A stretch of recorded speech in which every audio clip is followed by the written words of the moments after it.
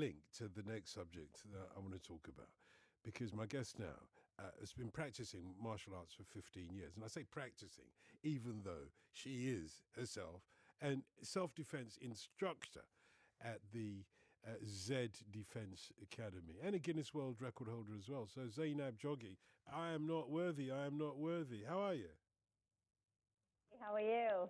Very well, thank you very much.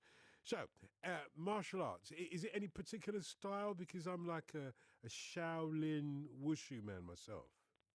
Oh, wow. Okay, I've done Muay Thai kickboxing and Krav Maga. Oh, it sounds painful. Oh, it sounds really painful. The kickboxing is, trust me, because I've tried some of that and I just wasn't up to it at all. How did you fall in love with it, though? I think it was something different. You've got a lot of sort of physical sports, but for me, it was a way of controlling my mental health and releasing all that negative energy, by punching a bag or punching a pan. And that's when obviously the more I sort of did it, I got a thrill from it. And so, it became like a part of my life. It became an addiction as such that, 15 years on, like currently now, even though I teach, I still train myself. I have to train because I feel like I have to keep up to date with the skills, and it just supports my mental health as well. Is it are you looking at it from a British perspective, British, if you like, person of South Asian origin, female perspective, or is it Far Eastern exercise that we're talking about here when we talk about martial arts? I mean, it's both, to be honest. Ultimately, I think now that I've got all this knowledge, I just want to share it out into the community. I feel responsible now in sort of, teaching women how to protect themselves and understanding, the basic needs. I mean, you don't have to be a black belt in martial arts to be able to sort of, feel that confidence. You need to know some basic fundamentals, and that's ultimately my aim, is to teach that. I really appreciate that you understood the sense in which I meant that, because if you're looking at martial arts from a kind of historical and philosophical perspective, and you can really get into that, can't you? The philosophy, I really, really got into it. However, let's be practical now. This is a year in which the issue of the safety of women on our streets has been centre and front page. Have you seen an uptake in what you have to offer, particularly this year? And I'm thinking particularly after the murder of Sarah Everard. Absolutely. I mean, during lockdown, I had so many queries. And now after lockdown, when the face-to-face services sort of came back on, organisations are wanting, because I am a freelance instructor, so I have my equipment and I actually travel to different places, I think, which is an advantage. I am, fingers crossed, in the next couple of years wanting to get my own place, but this way I'm sort of targeting a bigger audience and people that are more vulnerable. And I mean, the first 3 weeks of lockdown, 14 women and 2 kids were killed due to domestic abuse. That was the first 3 weeks in between that time was the highest figure in the last 11 years. So even, a lot of people do think of violence on the street, but actually it could be happening in your own home, especially during lockdown. How do you avoid, though, scaring women into thinking that they're not safe when they go out in the streets because of men? I think it's more understanding the psychological side of things. So what we teach is street awareness, is vulnerable parts of the body. And once you're sort of aware of the basic things on how to, as an example, if I was walking on the street and there was a group of young lads on one side of the road, I wouldn't purposely continue walking in that direction. I would avoid being in that and walk on the other side of the street, just so I don't want to become conflict with what they may do, or, so we've got to really avoid being in that situation from the start. So necessarily, it's not even about fighting itself. It's about the understanding, the knowledge that you can have. Your voice, as an example, is one of the biggest assets. Whenever you're in a situation, naturally, people don't shout and scream because they go into flight and fright zones, they freeze and they don't know what to do. But ultimately, if you think about it, if you did shout and scream and ask for help, maybe somebody around could hear that and come and help you. So, so there's so many different ways of learning self-defense. And obviously the practical side is always the fun bit, which everybody loves doing, don't they? Well, oh, yeah. Yeah. don't go. And I'm sure my wife would love to know how to throw me over her shoulder, in the jiu-jitsu kind of way. A man that's twice her size, twice her weight, and growing, and she would love to know that, and that's the, I suppose, practical, serious, fun part of it, or whatever. Is a woman able to protect herself with martial arts? Yeah, I mean, there's quite a bit of a difference because, example, with Muay Thai kickboxing, when I first started, I learned a lot about the attacking techniques. So, even though I was in it for 10 years, if I was out on the street and I was, in a situation, I would have really hurt that person, battered that person, because I didn't understand the law, neither did I understand the defense prospect of it. Obviously, which is why I sort of took a step back and attended a self and defense restraint course through the National Federation of Personal Safety and the Krav Maga stuff that I do. And that has now given me the knowledge of what is allowed out there and what is not allowed. And this is what I now want to, what is allowed, what is reasonable force, as an example, is something that you have to bear in mind. Now, when you go to a Muay Thai or a kickboxing or a jiu-jitsu or a karate class, they teach you everything that you need to know. And if you keep drilling them sort of attacking techniques in your mind, naturally, when you're out there, you're going to end up doing those. But you've got to understand the opposite, that, it's very different, because it's all about reasonable force. It's how much force you use on the other person is what matters. Ultimately, in the courts, that's something that you'd be, asked about. When I was just thinking, you've got to use the force that keeps you safe, don't you? And I know the law. I'm not trying to say to people, break the law, but I'd have thought through martial arts, if you like, a combative art form, but it's only using your hands, your natural weapons, if you like, your hands and your feet, or whatever it might be. Yeah. That I would have thought that was reasonable of itself if you are in danger. As long as, you're not drawing on a weapon or something, but to protect yourself, are your hands and feet, can you be using excessive force with your hands and feet as well? You can, because all the force comes from within the hips. And people don't realise, I'm quite a petite girl. I'm only a size 8, 45 kg. But I have actually thrown a 75 kg-year-old man and older, like your wife wants to do, throw him over the shoulder. 110 kg? 110? Yeah. Can you throw 110? Possibly. I've not tried that yet. Actually, there's a guy who's actually quite bigger in my class. I've never really asked his weight because I find that quite rude. But yeah, he's quite a bigger guy. He's got quite a big like sort of beer belly, should we say? But yeah. Yeah, but that's not me. That's not me.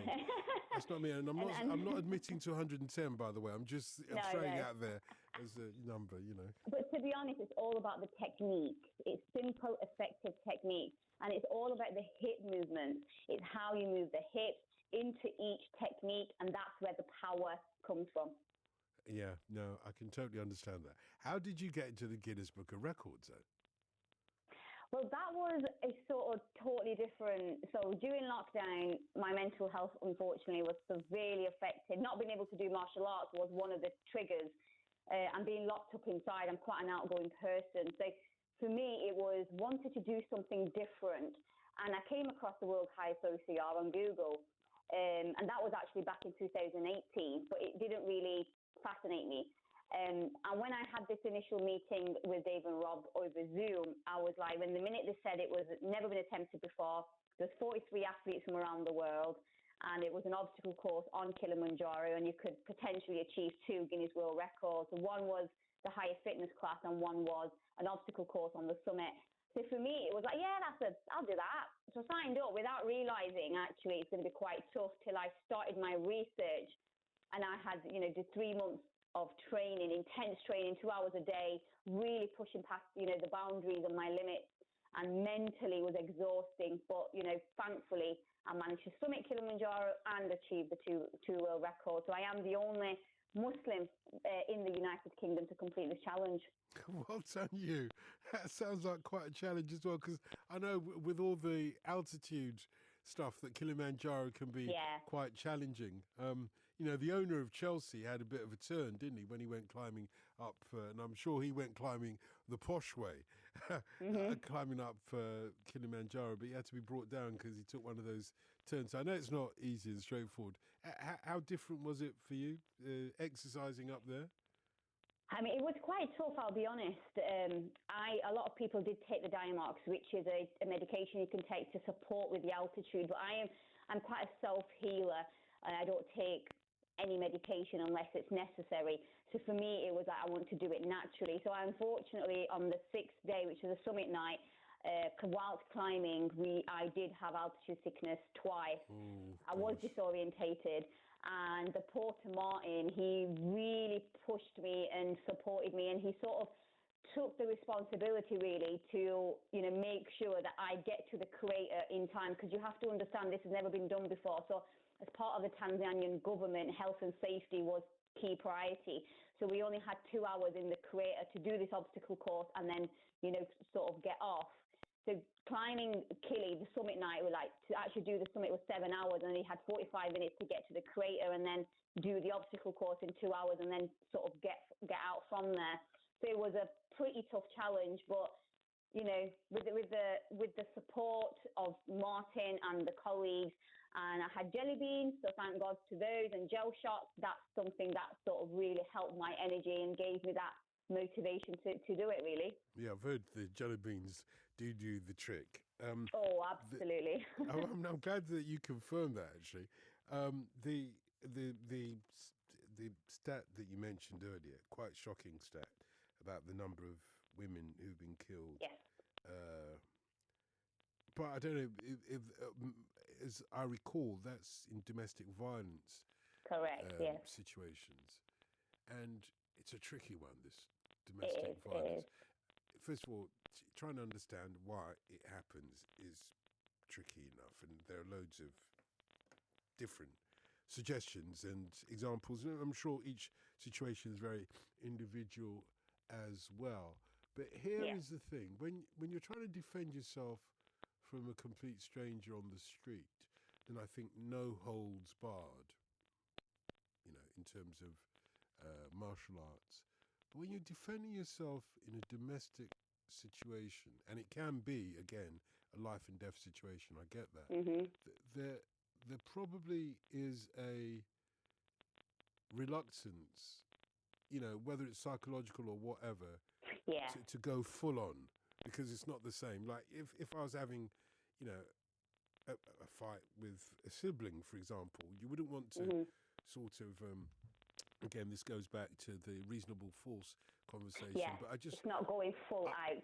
I just know there's a difference in domestic violence, and I'm telling you this not from my experience, but I'm telling you this from the experience of other people.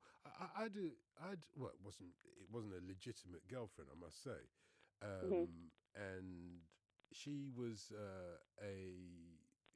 in a relationship, a violent relationship, and all her friends were telling her, get out of this. And in fact, one of her friends encouraged me to sort of engage with her, because anything to get her away from this other person.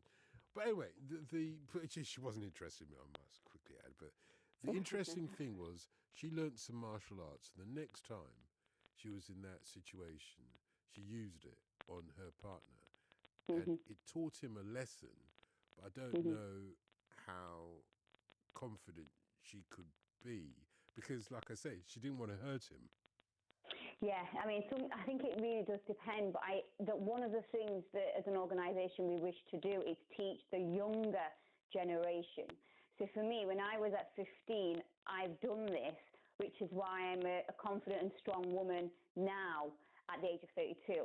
So if we can go into schools and make it compulsory for teenagers and young adults to learn self-defense, they would understand the tactics of being avoided being in a situation or having an aggressive partner, as an example, because things sometimes don't just happen when you meet that person, it happens over time, but you're understanding those signs and symptoms. So instead of you staying in that scenario and suffering, okay, you're getting out, because the longer you're in that scenario, the longer you're in that trouble, the harder it is for then you to come out of that situation. But then because I've had a lot of them, there was actually a lady in Oldham who was involved in a heavily domestic abuse situation, and the husband wouldn't even allow her to attend this self-defense course for a reason. And I remember he came to drop her off right outside the entrance, looking very, very aggressive, and shoulders, his sleeves were up, and he looked not really with it. He was on drugs or alcohol, I'm not really sure. And he was saying to me, I didn't even ask him anything, he said to me, "Oh, I don't beat women, or I don't do this, or I don't do that." And he started getting a little bit agitated, and I was like, that's fine. And he was worried at the fact that there was a male in the building. When I sort of clarified that this is a females only session and I'm the instructor and I've just got here and I had all my equipment with me as well, so I sort of showing him, he was like, "Okay, well, I trust you, so I'm leaving you." And when I spoke to this young lady through the sessions and after the session, she was with him for the 12 years. She's got 4 kids, and she didn't actually know how to get out. But when she heard this course was going on, she thought that she'd be able to come to it, learn something, and speak to someone to get the help. So obviously my responsibility was then to refer her on to third parties to get her out of that scenario. I'm still in contact with her now, and she's doing pretty well. She's got out of it now, and she's got 4 kids, so she's struggling, as you would, but she's at least feeling happy within herself and not feeling that suffocation.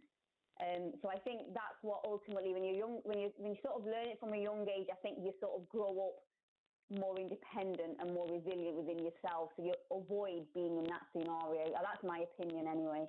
Yeah, it's a valid opinion, and great to hear from you as well, because you've inspired me, and I hope you've inspired a lot of women and men listening on both sides of the equation, basically about what we need to do in our society to bring a halt to this kind of domestic violence kind of stuff.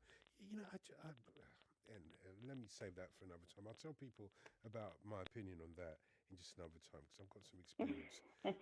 Hey, but in terms of martial arts, which is the more painful, a roundhouse kick or a straight Shotokan kick to the chest? Roundhouse will come all the way round towards your head, but you've got this you've got this Shotokan one that just aims straight at your chest, but you've still got to raise your leg quite. You've still got to have a lot of flexibility in your legs. Yes. Which is more painful for you? I think they're both painful, but realistically the roundhouse kick, because that is a little bit more easier to do, because if you do the chest one and if you lose your balance, you could be in trouble. Exactly. So the roundhouse kick straight to the ribs will crack those ribs. And obviously with the chest one, I would avoid just because of the balance. You are absolutely right. You know your stuff. It was a trick question, folks.